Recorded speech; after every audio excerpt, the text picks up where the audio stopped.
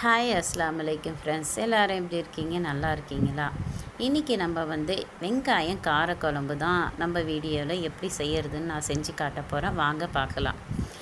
இந்தமாரி குட்டி குட்டியாக சின்ன வெங்காயம் நம்ம உரித்து எடுத்துக்கணும். பூண்டு ஒரு கட்டி, கருவேப்பிலை, 3 கரண்டி எண்ணெய். இதில் எண்ணெய் நிறையவே சேர்த்தா நல்லாவே இருக்குங்க. அதுக்கப்புறம் கடுகு 1/4 டீஸ்பூனு, ஜீரகம் 1/4 டீஸ்பூனு, வெந்தயம் 1/4 டீஸ்பூனு, 4-5 மிளகு எடுத்து போட்டுக்குங்க. அதுக்கப்புறம் கருவேப்பிலை, வெங்காயம், அதுக்கப்புறம் பூண்டு போட்டுக்குங்க. உரித்து வச்சுருக்கிற பூண்டு வதக்கி விட்டுக்குங்க நல்லாவே. அதுக்கப்புறம் நம்ம 2 பழமான தக்காளி அரைச்சி வச்சுருக்கேன், 2 தக்காளி, அதையும் அதில் கலந்துக்குங்க.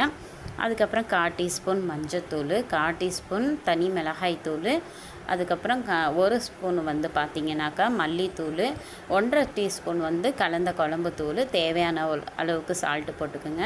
அதுக்கப்புறம் ஒரு நெல்லிக்காய் சைஸு புளியை நான் ஊற வச்சு கரைச்சி வடிகட்டி வச்சுருக்கேன், அதையும் இதில் போட்டு கலந்துக்குங்க.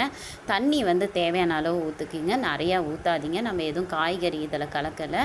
நம்ம கொதித்து நல்லா வந்தாலே போதும், எண்ணெய் தெரிஞ்சு இந்த அளவுக்கு வந்தால் போதும். நல்லாவே வெந்து வந்துருச்சு பாருங்கள், பார்க்கவே தெரியுது உங்களுக்கு.